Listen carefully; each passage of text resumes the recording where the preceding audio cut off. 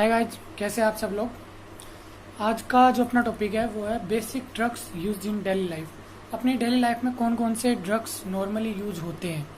Okay, तो topic start करने से पहले मैं एक बार फिर आपको बोलना चाहूँगा कि अगर अभी तक आपने मेरा चैनल सब्सक्राइब नहीं किया है तो प्लीज़ सब्सक्राइब कर दे और घंटे वाला बटन भी दबा दे। उससे अगली वीडियो का नोटिफिकेशन आपके पास तुरंत पहुँच जाएगा। ओके, बिना रुकावट के अपन टॉपिक स्टार्ट करते हैं। तो पहला अपना ड्रग्स जो आता है वो अपना एनाल्जेसिक है। एनाल्जेसिक मतलब पेन किलर। नॉर्मली जो अपने पेन हो जाता है, कई बार पैरों में पेन होने लग गया या पेट दर्द होने लग गया, कहीं भी कैसा भी पेन हो और फीवर हो या फिर फीवर हो, तो उसके लिए अपन कौन कौन सी चीज़ें यूज़ करते हैं, कौन कौन से ड्रग्स यूज़ करते हैं। पहला इसमें अपना आता है पैरासीटामोल, जो कि बहुत ज़्यादा वाइडली यूज्ड होता है। ये एक एंटीपायरेटिक ड्रग भी है बट पेन किलर में भी इस्तेमाल किया जाता है। नेक्स्ट आता है आइबुप्रोफेन और अगला आता है निमोसिलाइड। निमोसिलाइड जो है कई जगह पे बैन किया हुआ है इसको। ओके, बाकी बहुत सही ड्रग है ये भी। डाइक्लोफेनिक सोडियम नॉर्मली पेन के लिए ही यूज में होता है। ट्रामाडोल अपने जैसे ऑपरेशन थिएटर है या फिर हॉस्पिटल्स में अपने ट्रामाडोल ज़्यादातर यूज में किया जाता है क्योंकि वहाँ पर सीवियर पेन होता है। ओके, इनके इंजेक्शन भी आपको मार्केट में मिल जाएंगे। डाइक्लोफेनिक सोडियम जो है उसको अपन लेते हैं डायनापार के नाम से मिलता है और ट्रामाडोल कॉन्ट्रामोल के नाम से मिलता है। डायनापार जो अपने आईएम यूज किया जाता है और कॉन्ट्रामोल अपन आईवी भी यूज कर सकते हैं।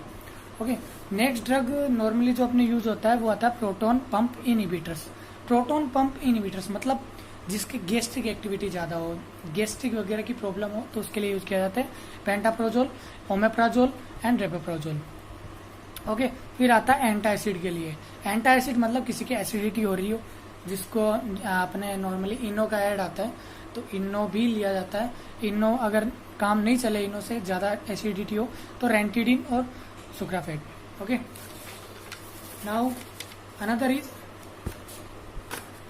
Antispasmodic drug. जैसे कोई भी कॉन्ट्रैक्शन हो रहा है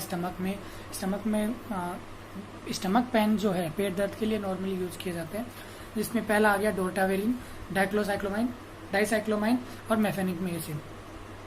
ओके, अनदर इसका अपना आता है जो अपने डायरिया और लूज मोशन के लिए यूज किए जाते हैं। ओके, जिसमें पहला अपना ड्रग्स है टिनिडाजोल, ओनिडाजोल, सेकेनिडाजोल और मेट्रोडाजोल। ओके, नाउ अपना आता है एंटीएमेटिक ड्रग पे मैं पहले भी एक सेपरेट वीडियो बना चुका हूँ। ओके, तो एंटीएमेटिक ड्रग में अपना मोस्टली जो यूज होता है मैंने वहाँ भी बताया था, डोमपेरिडोन बहुत ज़्यादा वाइडली यूज होता है। अपने नॉर्मली जो डेली लाइफ है, डेली रूटीन है, उसमें अपन डोमपेरिडोन ही यूज करते हैं। दूसरा अपने आता है ओंडास्टेरोन जो कि हॉस्पिटल्स में काफ़ी ज़्यादा यूज होता है। ऑपरेशन थिएटर में एमसेट नाम से इसका इंजेक्शन मार्केट में अवेलेबल है, जो कि आईवी ही दिया जाता है। ओके, फिर आता है हेमोस्टेटिक एजेंट। इसमें आता है एटामसाइलेट और ट्रेनेज्मिक एसिड। ट्रेनेक्सा के रूप में भी आता है। ट्रेनेज्मिक एसिड मतलब ब्लीडिंग रोकने के लिए, कोई भी ब्लीडिंग हो रही हो, जैसे अगर किसी की लग गई हो कहीं से भी गिर जाए और कोई वुंड वगैरह हो जाए और ब्लीडिंग हो रही हो, तो उसको अपन ट्रेनेक्सा का इंजेक्शन भी दे सकते हैं। ये मार्केट में आराम से अवेलेबल है। नॉर्मली अपने हॉस्पिटल्स में, ऑपरेशन थिएटर में ट्रेनेक्सा का ही ज़्यादातर यूज किया जाता है। अब आता है अपने एंटी प्लेटलेट या anti coagulant. Okay, anti coagulant में क्या आता है, कोगुलेंट जो ब्लड को क्लॉट होने से बचाता है, जैसे हिपेरिन हो गया, क्लोपिड्रोल हो गया।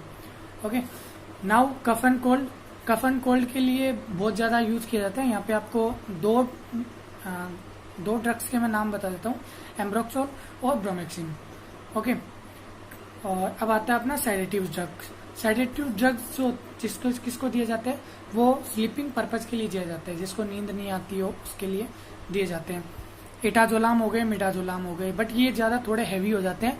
ये सेडेटिव्स ऑपरेशन थिएटर में यूज किए जाते हैं। ऑपरेशन के दौरान, ऑपरेशन करने से पहले या उसके दौरान में ही यूज किए जाते हैं। जैसे एटाजोलाम हो गया और मेडाजोलाम हो गया, ये सब प्रोफोल हो गए, ये सब सेडेटिव ड्रग्स में ही काउंट किए जाते हैं। अब बात आती है एंटी डिप्रेशन नाम से ही पता लग रहा है डिप्रेशन या स्ट्रेस रिलीफ। अपने आसपास देखे तो बहुत ज़्यादा लोग इस चीज़ से ग्रसित हो रखे हैं। ओवर थिंकिंग करना, रात को नींद नहीं आना उस वजह से, इसके लिए अपन डायजापेम देते हैं और एसिटोप्रोम और phenobarbitone. Okay, now we comes on anti inflammatory drug जो कि सूजन के लिए इस्तेमाल होते हैं। कीमोट्रेप्सिन नॉर्मली अपने मार्केट में वाइडली यूज होता है। एंटी डायबिटिक बहुत बड़ी बीमारी है देखी जाए तो, बट इसके लिए अपने नॉर्मली बहुत ज्यादा ड्रग्स आते हैं इसके अलग अलग, बट 2 ड्रग्स के अपने नाम है जैसे ग्लिसिलाइज और मेटाफॉर्मिन। ओके, नाउ साइकोटिक ड्रग जो कि जिसको रात को नींद नहीं आती हो या फिर ओवर थिंकिंग करता हो, उसमें बह जाता हो, नींद बिल्कुल नहीं आ रही, उसके लिए अपन यूज करते हैं एल्प्राजोलाम और क्लोनापेजम और प्रेगार्निन। ओके, अब आता है anti malarial drug. Okay, anti malaria के लिए जो यूज किया जाता है, अब आपने इसका एक नाम तो सुन ही रखा होगा, हाइड्रोक्सीक्लोरोक्विन, जो कि अभी बहुत ज्यादा वाइडली यूज हो रही है। पहला तो हो गया हाइड्रोक्सीक्लोरोक्विन, फिर आ गया एटीमेटर और आर्टेसुनेट और प्रीमेक्विन।